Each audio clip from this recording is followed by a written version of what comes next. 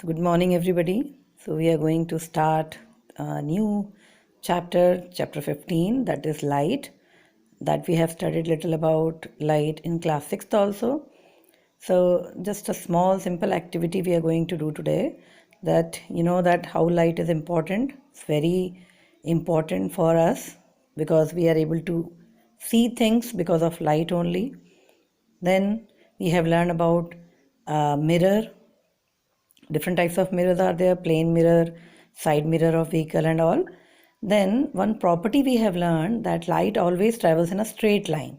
Okay, so this simple activity we are going to do today, that light always travels in a straight line.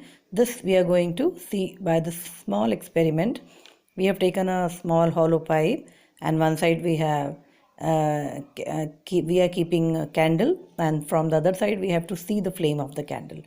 So we know that this pipe is straight so that we can see through it. That flame of the candle, we can see through it. And uh, in the second step, we have to bend the pipe. See, now this pipe is bent from here, from the middle, and now we are able to see, we'll see that are we able to see the flame of the candle or not.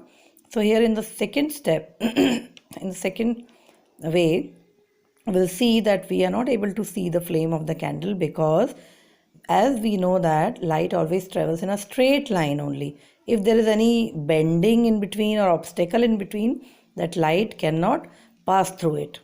So this property is called rectilinear propagation of light. So when light travels in a straight line, this property is known as rectilinear propagation of light. Okay, so that's all for today.